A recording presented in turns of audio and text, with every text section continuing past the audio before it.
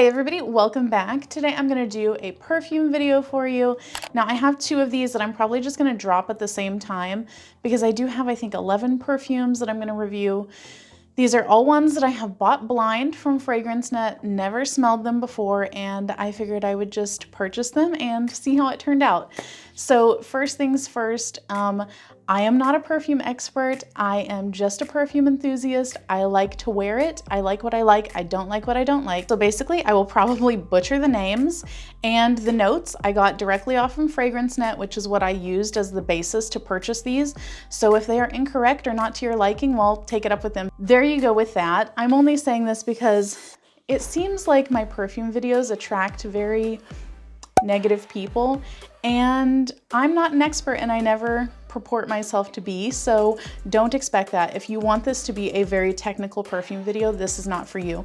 So just go ahead and click out. If you just want a casual perfume video and you're just a casual perfume lover like me and you don't really care about buying the most expensive or the least expensive, then this is for you. I just want this to be a nice, fun, easy, lighthearted video, so don't take it too personal if I don't like what you like or if I like what you don't like. Let's be adults about it. So without further ado, now that that is all out of the way, I'm going to be referencing my notes here. I have all of these. So I purchased all of these, I think, about 6 months ago.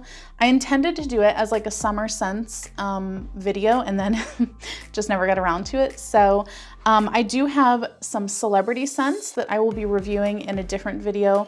So I'll link that down below if you want to see that one. This one is more just like the average, everyday, like regular perfume scents, not necessarily from like celebrity perfume lines. So with all of that being said, I'm just gonna go through and just kind of tell you things in order. So I'm gonna tell you the name, the notes, what I think of the bottle, the longevity, how I think that it smells, because personally, I'm not really good at describing scents, so I'm just gonna tell you what I think it smells like. The occasion that I would wear it for, which I'm not too strict about things like that. And there goes my dog barking. And then lastly, I'm going to tell you, if I had smelled this perfume before purchasing it, would I have purchased it? So that is the last little metric there. So let's get right on into this. As I said, I purchased all of these from FRAGRANCENET. I know a lot of people have positive or negative experiences at FRAGRANCENET. I've personally always had a good experience, but do your own research, buy whatever you want. I don't care. So first up, I'll pop the bottles up here. That's another thing. I'm putting the bottles up on the screen because I do have a green screen, and I noticed last time whenever I would hold the bottles up, it threw off the green screen and I had to refilm it all over again. So I'm just not gonna do that this time. Elizabeth Claiborne Curve Wave Eau de Toilette. So the notes of this are honeysuckle, orchid, raspberry, starfruit, and frangipani. It sounds great. I thought, okay, that sounds amazing. And the bottle is a very typical Curve bottle. Interesting thing is that my husband bought me Curve, just like regular women's Curve. That was the first thing he ever bought me and the first perfume he's ever bought me. And now it's become like a tradition. Pretty much yearly we get each other a fragrance. So I figured, let me just kind of revisit that, but in a different kind of way. So the longevity of this, I didn't expect it to be like stellar, and I got about 4 hours before it kind of tapered off. So not bad, not great, you know, middle of the road for me. The smell to me smells light, floral, a little powdery, and also a little soapy. Like, it's not overpowering, but it just kind of smells a little bit like hand soap to me, like at the very end. So didn't really love that. If I had smelled this first, I would not have purchased it. Next up is Elizabeth Arden Sunflowers Summer Bloom EDT. Now I did review the regular sunflowers and actually ended up really liking it. Now I purchased this specifically because reviews were saying that it was a dupe for the Chanel Chance Eau Tender, whatever. So I bought it for that reason, because I have smelled the Chanel Chance one and thought it smelled amazing. So I was like, let me take a risk on this one and see if it's good. Now to my nose, they do smell fairly similar. I do think that this Sunflowers Summer Bloom smells a little bit more like less expensive, I guess you would say, a little bit less complex, but for all intents and purposes, to me, it smells similar enough that I'm definitely not gonna go out and spend over $100 on the Chanel one if I can get this one for under 20. So that's how I feel about that. The notes on this are ivy, water lily, pear, violet, and jasmine. Not necessarily anything that I would like jump for joy over, but I mean, it sounds good, you know?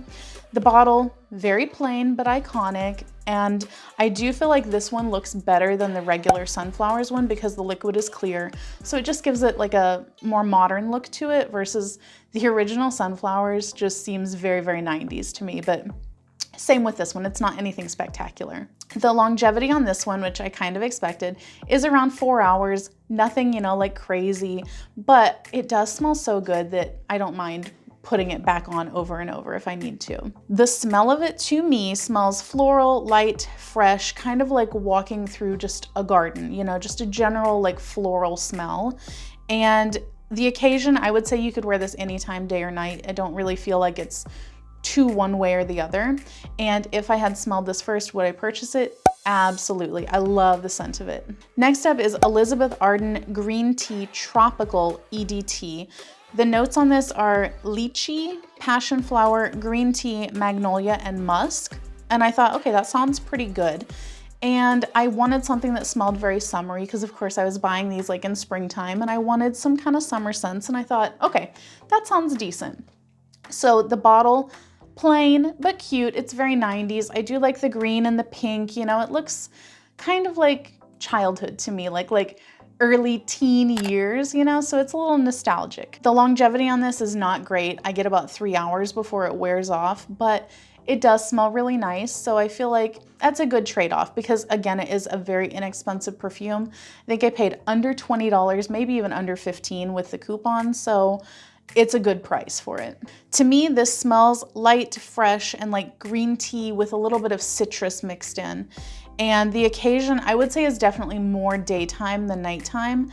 Would I repurchase it? Absolutely. I love the smell of it. Next up, we have kind of an iconic one.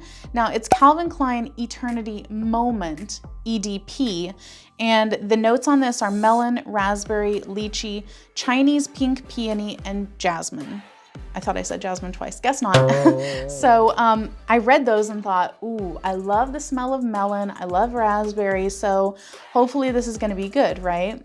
Well, the bottle I do like. It's classic, it's elegant, it's feminine. It looks, you know, like an eternity bottle, you know? So I like that. I feel like it's a nice iconic bottle. The longevity is pretty decent. I get about 6 hours before it tapers off. So I'm okay with that. The smell to me is powdery, which I don't always love. Smells very carnation. And with that, it also reminds me of the scent of the Nina Ricci L'Air du Temps, which of course I'm butchering. That one smelled just very much unlike what I thought it was gonna smell like, and I did not love it. To me, it smelled like an old lady perfume, and I feel like this one is kind of similar. It's a little bit less old lady and just more powdery and carnation-y, and it's not for me. It's not my favorite scent. I don't love it. At the occasion, I feel like it could definitely go anytime, day or night. It's kind of one of those that just doesn't really smell too strongly one way or the other. Would I have purchased it if I'd smelled it first? No, I did not like it. And then the last one that I have is DKNY Nectar Love EDP. This one has notes of grapefruit, mandarin orange, nectarine, jasmine, and musk. And I thought, that sounds kind of interesting. Sounds a little like citrusy, fruity and stuff. The bottle, very boring, very cheap looking. I don't love it. I don't usually love DKNY bottles. I think they're not great. But of course, the scent is really what matters the most. So the longevity lasts about 3 hours. It's not great, not bad though. The smell to me, summer, pool, tropical, that's what I wrote down. It just smells like kind of like a day at like a luxury pool, you know, like there's perfume in the air. There's a little bit of like pool kind of smell. It just still smells good. It smells just like a summer day, you know? So would I have purchased this if I had smelled it first? Yes, absolutely. I love the scent of it. I feel like it's really, really nice and just very summery. But of course, any of these scents, like even though I'm calling them summer scents, like I would still wear them in fall and winter. I don't care. I'm not a perfume snob like that.